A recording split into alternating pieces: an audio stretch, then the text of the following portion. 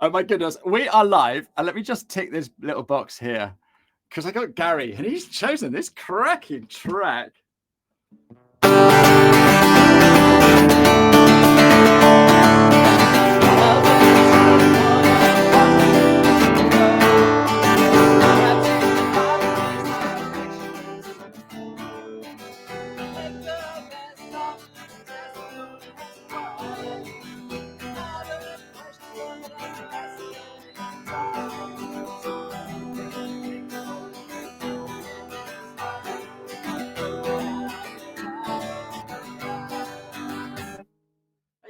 What a great song. What a great song. I haven't played that in ages, so thank you for choosing that, Gary.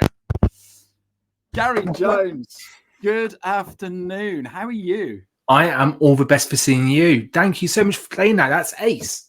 What a start to the show. It's a little bit different, isn't it? It's a little bit different. Right.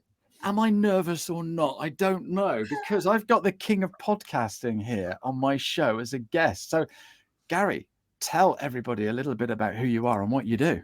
So, hey, folks. Whoa. I forgot. The first question I always ask is, why did you choose that song? So, nice and simply, that was the first Green Day song I heard when I was kind of growing up. And I'm a sucker for playing the guitar, sucker for acoustic guitars with voices. And it was something about the melody, the lyrics that kind of resonated. And listen to it being played takes me right back to the time when I was sitting on my bed, lying with headphones in, listening to it on repeat. So, yeah, just love it. It's a cracking song. Brilliant. Great choice as well. So thank you. I love the story. Okay, back to the script. Tell us who you are and what you do. So, hey, folks. My name's Gary Jones, and I'm from a company called Grow, and we basically help people tell their story online through mainly the method of podcasting. So, I started listening to podcasting years ago, and I literally just fell into kind of talking to people, helping them to kind of do little bits about theirs. And guess what? I've carried on, and I formed my own radio station a few years ago, dedicated to different podcasts, and yeah. Spend my time now talking to people about editing podcasts, launching podcasts, becoming a guest on a podcast, basically anything they can do to help shout about themselves. Guess what? On podcasts. So that's me. Fantastic. They're here to stay as well, aren't they? They've got a longevity. And to be fair, the spoken word is one of the oldest forms of communication. So it's not going anywhere. It's really not going anywhere. It's proven to be that. And to be fair, we've learned throughout the years through listening to stories around campfires and kind of listening to traditions being passed down to generation and generation. I'd see podcasts as just a natural extension of that. So, yeah, I don't think it's going anywhere anytime soon. Right. So I've got the world's longest list of questions for you. Emma's listening in. So I'm sure we're going to answer that question. Editing podcasts has always been what puts me off. So we're going to bust a load of myths today. But first of all, I'd like to know a little bit about what people are doing on LinkedIn. So why LinkedIn, Gary? So I've had a bit of a love-hate relationship with LinkedIn, if I'm being completely honest with you. And the reason is LinkedIn, when I first started using it, which was probably about 9 or 10 years ago, is a different beast to what it is now. And I much prefer it is what it is now. For me, social media is it's just a different way of communicating with your customers, your clients, your audiences. So it's a communication method. And I love how LinkedIn makes it easy for people to do that now through live just like this, video, pictures, cameras, all loads of stuff. But it was never used to be the case of that. You were very limited before of what you could do in terms of kind of interacting with your audience for a long time. So that's why I've got a love-hate relationship with it. I love what it is now because now I can see it as a full interactive platform where one day you can go live. One day you can post kind of a PDF with all the jazz. You can do a video. You've got all the different options there now. Yeah, no, it's absolutely superb. Okay. Have you got business from what you do on LinkedIn? Yes. Perfect. And do you post on any other platform? Yes, I do. Right. Which ones? To be fair, I started off my social media's kind of career on Twitter and mainly Twitter. So I still post on Twitter, do a fair bit on Instagram. I say Instagram's probably my second platform, followed by Facebook. But the algorithm on Facebook has just pretty much sucked the life out of kind of pages, in my opinion, anyway, and the reaching pages. So for me, Instagram's the other platform. But yeah, LinkedIn, I think it's still got the edge. It's got the edge in terms of kind of the interactive nature. Yeah, no, it's just a great platform, and it's done me proud. It's done me proud. Right, okay, let's get into podcasting. So let's get into podcasting. Why should we have a podcast? I'll tell you what. Let's play a game. I've never done a podcast in my life before, and I sort of like bump into you at a party, and we start talking podcasting. So, yeah, why should I have a podcast then, Gary, for my small business? So first of all, a lot of people don't really know what a podcast actually is. Okay, so let's go back. So let's go back, because there's three different types of people who I talk to normally when I'm talking about podcasts. People who have no idea what it is. So you mention the word podcast and they go, "Oh, okay, that's cool," but I have no idea. You know, you can see they're dead behind the eyes. Okay. There's some people who kind of understand a little bit of it. They might have listened to a few, but they might have been a guest on one, but that's as far as their level is. Then there's people like you who get it, who know what it's about, who's got one, been a guest on a few other people's podcasts. So there's the different levels. So let's break it down to the basic bones of it. And a podcast, for the people who have no idea what a podcast is simply an audio file that you can listen to. It's as simple as that. It could be about anything. And there's millions of different topics, different podcasts out there for you to listen to and enjoy. Great thing about them is you can listen to them on pretty much any device you've got. So on your mobile phone, on your computer, and you've probably got an app already downloaded on your phone, like a Apple Podcast or Spotify. So you can listen to it free of charge.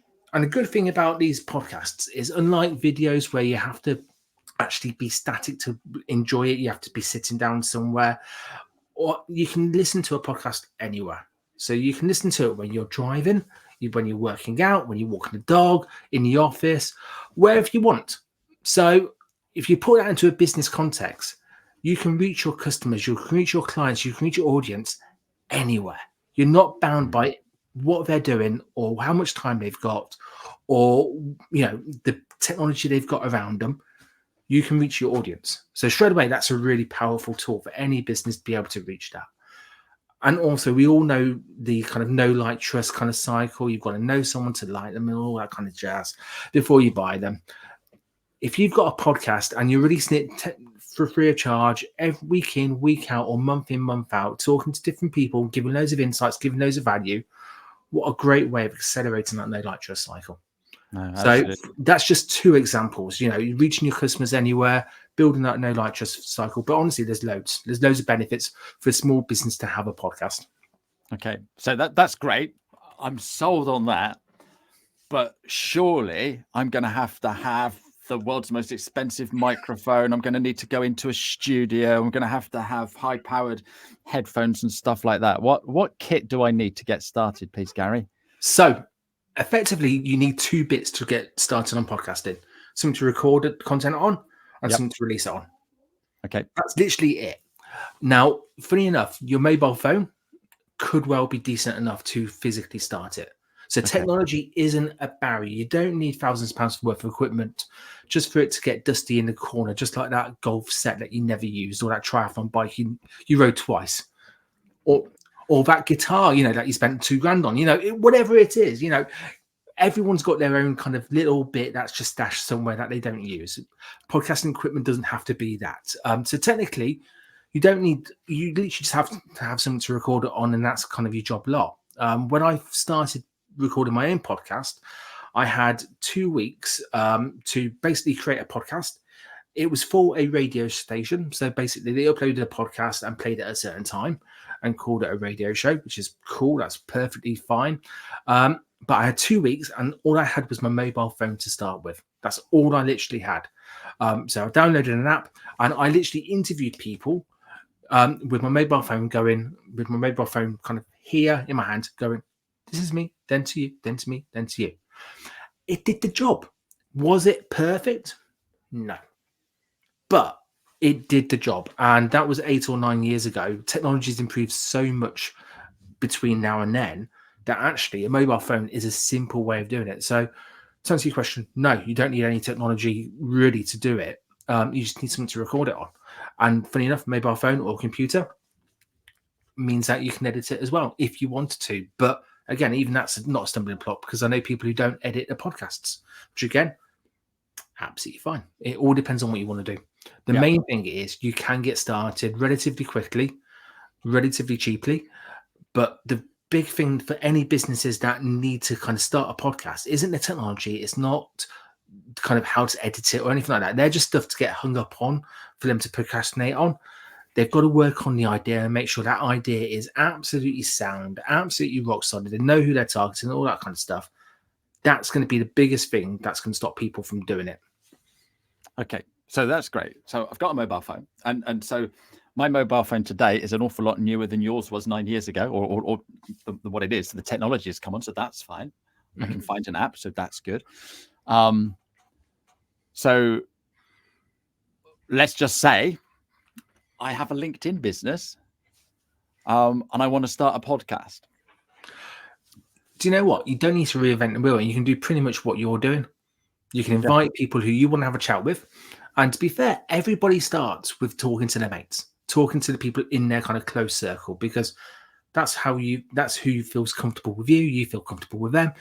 And they're not afraid to just to help you out. So you kind of, if you're going to start it from there and you've got a business on LinkedIn, and it could be an accountancy practice, it could be a HR company, it could be a coach, whatever it is.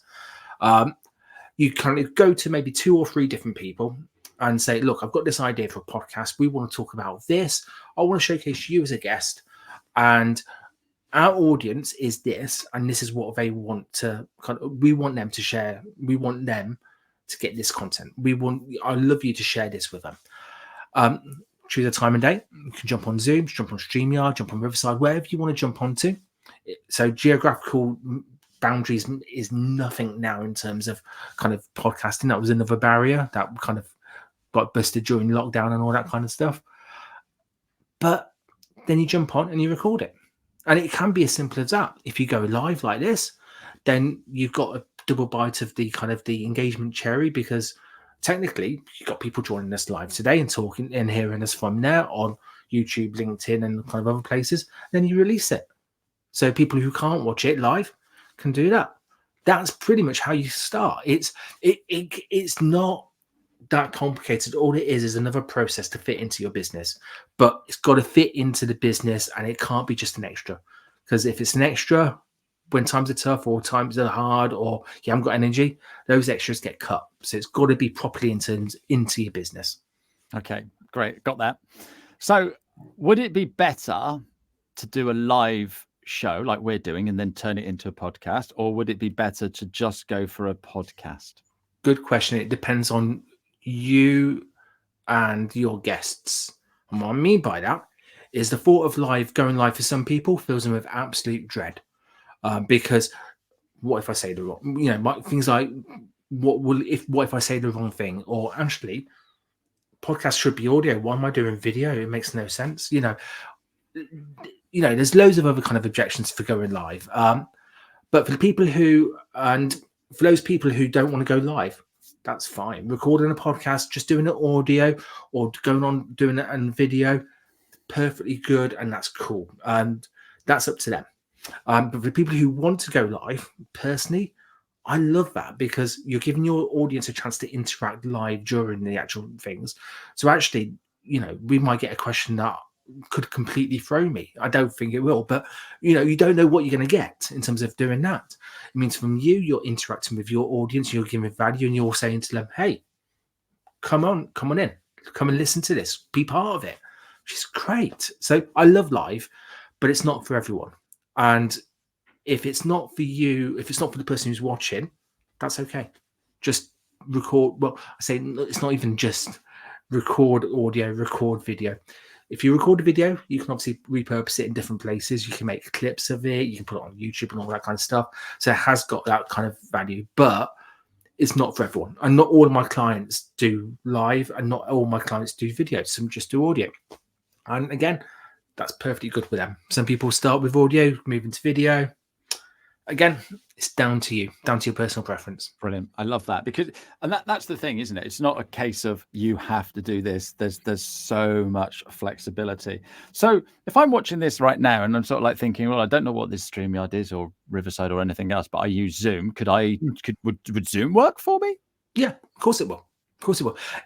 All of them just provide you a platform where you can interact with your guests, interact with someone. Each of them have got different kind of features, such as audio, kind of, you can, audio background suppression, in terms of editing tools, and all that kind of stuff. But effectively, all they're doing is allowing you to talk to someone from an outside place. Again, it's about finding the right one that works for you. I'm a big fan of using StreamYard, which we're on now. I love how easy it is to customize and brand it and kind of put stuff in and put kind of little letters going down the bottom and all that kind of jazz. I like that. But everyone's got their own personal kind of preference. But Zoom, if you feel comfortable on it, that for me would be the main thing, is using the platform that you feel comfortable on. So if you're happy using Zoom, or dare I say it, Teams, do it. Yeah. Do it. It's better to get started than to kind of think to yourself, oh, I need to download StreamYard, but I don't know how to use it. You might as well just get started on Zoom and then go from there. Fantastic. This is brilliant. I'm going to start a podcast. You wouldn't know one. It's all good. And this is the thing, right? Is when I first started, I thought podcasting was complicated and difficult and all of that sort of malarkey, which is why I'm grateful for you coming on today and answering all these questions. So I found somebody that I can talk to. So is it best to do an interview type show, or is it best for me to just rattle on about what I know? It all depends on what you want to achieve with your podcast and what your audience wants to kind of do, wants to listen to. With you talking just to camera, there's a shelf life of about 15-20 minutes where even if you're the most engaging speaker, people could get bored of just one voice. And people will start to kind of drift in and out. So having two voices straight away is great, or two or more voices, because you get that different change in voices, you get different questions, you get that interaction. If you look at the top 10 podcasts on Apple Podcasts or Spotify, 9 times out of 10, they're all interview based, because inherently people are nosy. People want to feel like they're sitting in front of two people who are just having a chat and just listen to it. People, and when I say people are nosy, I'm nosy. I'm happy to say that.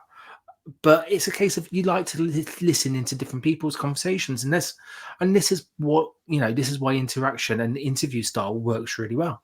There are a number of different kind of formats to podcast. I've got 5 different ones that I talk about, but interview based is truly the number one in terms of interaction. Now, that's not to say if you've got a podcast, you just have to do interview ones all the time. You can mix it up with a few solo shows if you want to. And that's quite cool to kind of get your side or get your point or get your tips or whatever it is across. But I don't believe it should be one or the other all the time. I think it's nice to have that mix and just really kind of from an audience point of view. I know when I'm listening to podcasts, I love listening to podcasts as well as kind of editing them and also being on them. I like a mix. I like one show being a little bit shorter so I can quickly digest that, and then another show being a lot longer. And that's where having solo shows and interviews can make give you a nice mix in terms of as a listener. Brilliant. Okay, so is there an optimum time for a podcast? There's been loads of research, loads of people spending lots of money trying to develop this answer. And depending on what school of thought, some people will say no, not at all. Some people will say actually 28 minutes is a figure that some people kind of throw out. For me, you've got to base it on your audience. So if you know your audience has got really short attention spans or has got a school run that they're going to, which is 20 minutes, guess what? You're going to do your content for 20 minutes because that's how long your customer potentially has got to do it out. But you've got other people who have got podcasts for hour, 2 hours, 3 hours, that kind of stuff. I take the approach that people are clever enough to be able to pause a podcast and start it up again when they finish. So if you're into a podcast and you're into that topic or that guest or that kind of interviewer, guess what? You'll listen to it for as long as you kind of want to, and then you'll kind of go back to it. So you might do it in a couple of sittings, but you will listen to that show. So in all honesty, the duration is based, for me anyway, on the audience and also how much time you've got. If you've got enough time just to do a 20-minute podcast, just do a 20-minute podcast. If you've got a couple of hours, do it. But yeah, I'd say your audience and how much time you got spent. There's not an exact science to it. You got to base it on those. Okay. So I've got my guest, I've got my kit, I've got my Zoom. I'm happy with all of that. I've got some questions that I've written out ready for the guest. Yep. I've recorded it all. What do I do now, Gary? So I've got an MP3 file. What do I do with that? So you've got an MP3 file, which is probably just you talking to someone about it.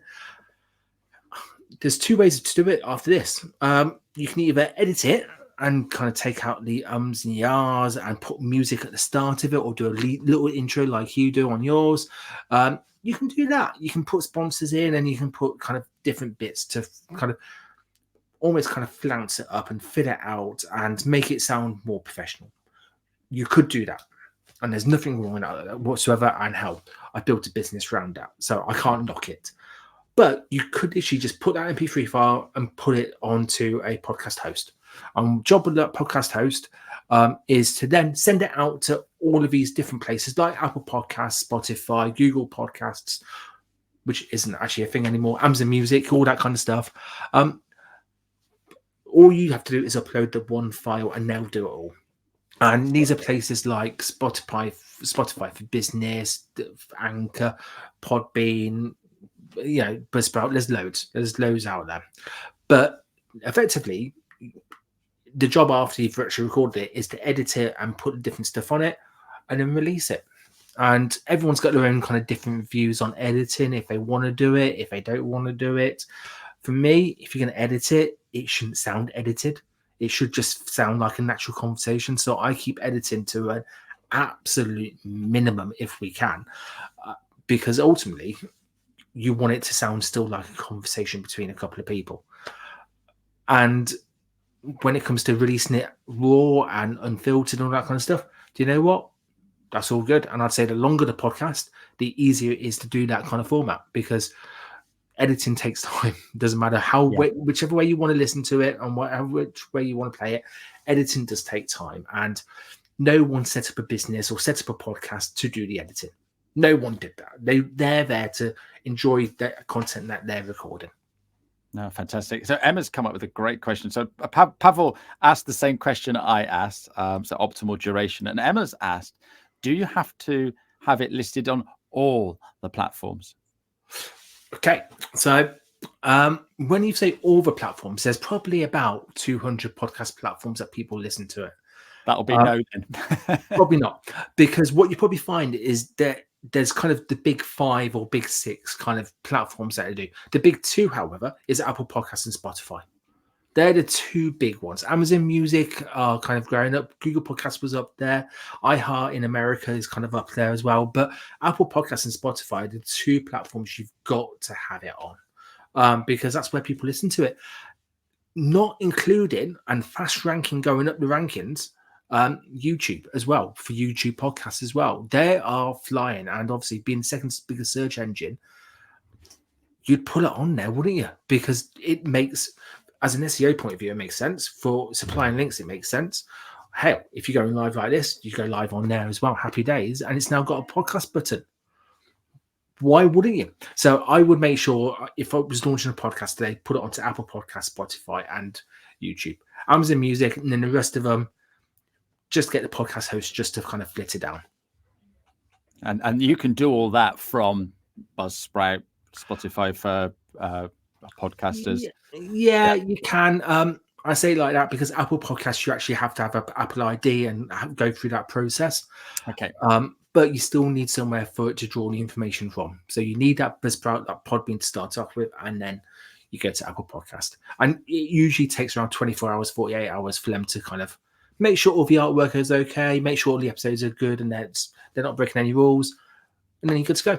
But the beauty is, once you set it up, set those links up, it's That's done, totally. isn't it? Yeah, Yeah. absolutely, absolutely. And you do get into a habit because so this show goes out live, and then what I do as soon as I've finished, so at the moment I've got some soundproof boards in my shed and it's all set up. I've got my headphones plugged in, I've got my mic plugged in. I go and have my lunch, and then when I finish my lunch, I come in, I do a little intro because it's fresh in my mind. So today I was spoken to Garen, we talked about podcasting, so that goes on the intro. I cut out my song, and then I cut out the song at the end and put in a little bit of a thank you. That's my podcast. I upload it. It really doesn't take me long because I'm used to doing it. So that's great. Okay, so I've done my podcast. I've got my guest. I've edited it as much as I want to. I've put an intro. I've put an outro. That's all fine. I've got it uploaded up to Apple and the Trinity that you said. Mm-hmm. So what's the best way to launch this podcast? Now, should I have like 5 or 10 in the bag and launch them all one by one, or should I just start and then do that? And so what's the best way to launch this podcast that I've just spent hours recording? Oh, and that's the $1 million question, because that all depends on what else is happening in your business at that time, if it's a business related podcast. So and also depends on how much time you've got going forward as well. So typically, if you've got an interview based kind of podcast, it's always best to launch it with a couple to start off with, so people can listen to, let's say, the first one, enjoy it, then they fancy, oh, okay, let's listen to the second one and maybe the third one. So I always recommend starting with kind of 3 to start off with.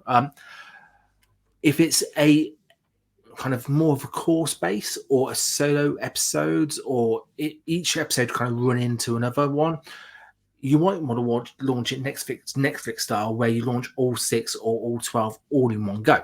So people can literally go from one to another one to another one. And they're normally better for educational kind of based podcasts.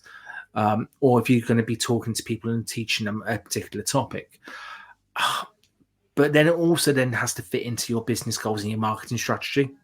Because if, let's say, you're launching a podcast one week, but then also you've got a new website being launched, you've got a blog that week, and you've got a book and a call, you've got all this stuff happening.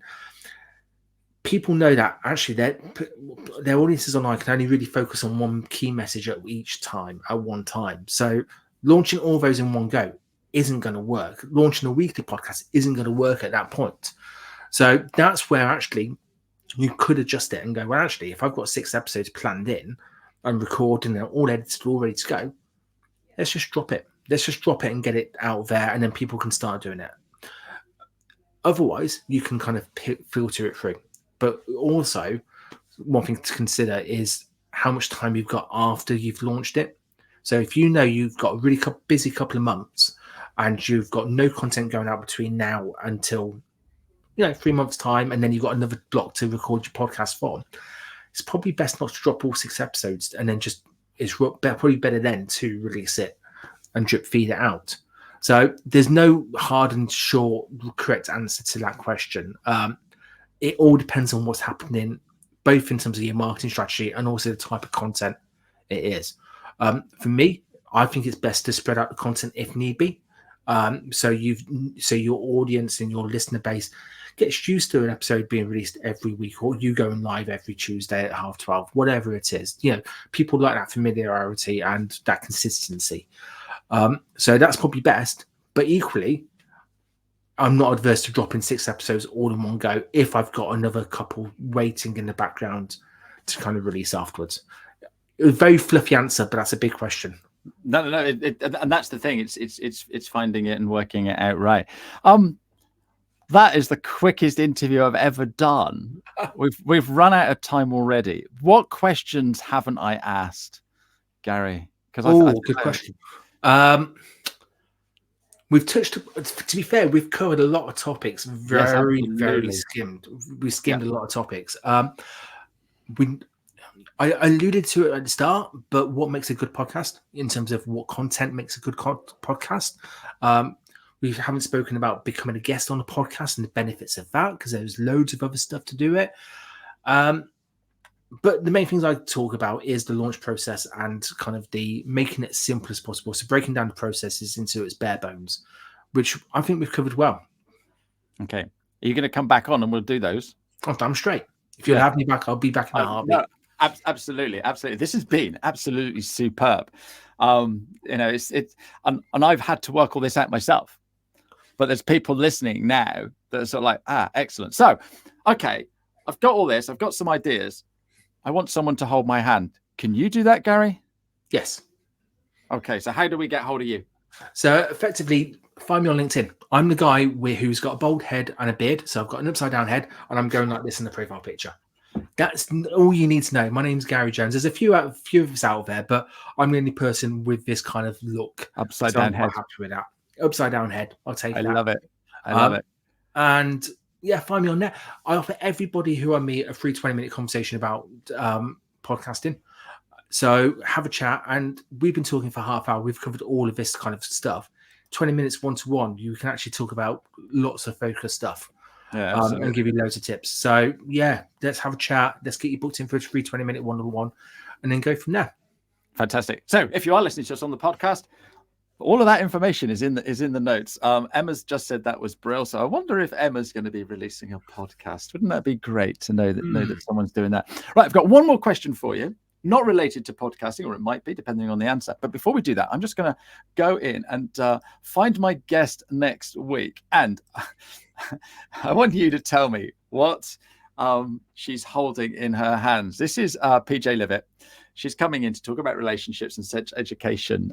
So I met her at a function recently, and she had those things with her. So any idea what she might be holding, but bearing in mind we want to keep this clean. I was going to say, it looks like it could actually, do you know what? It looks like a kind of little cuddly toy, which is a worm. Right. Okay. Well, that's kind of where my mind's gone with that.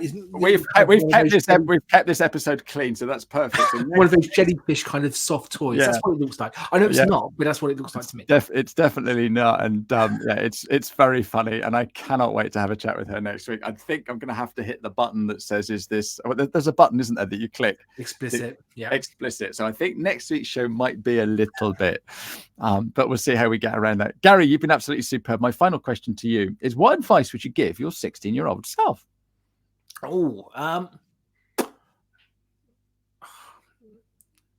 It's a good question. Do you know what? It was probably actually to trust my instincts and to be more confident. That's probably kind of, because at 16 I was really shy. Yeah. Didn't say boo to a goose. And I did a lot of growth between 16 and 20. So to actually just say to them, it's going to be all right, trust your instincts and just go for it. Not be afraid of what people think. Biggest advice. Brilliant. Gary, thank you. You've been an absolute star. Thank you to everybody for all your questions. And let's see if we get some more podcasts out of this one. Thanks ever so much, Gary. Cheerio. Cheers. You get out what you put in. Never gonna lose.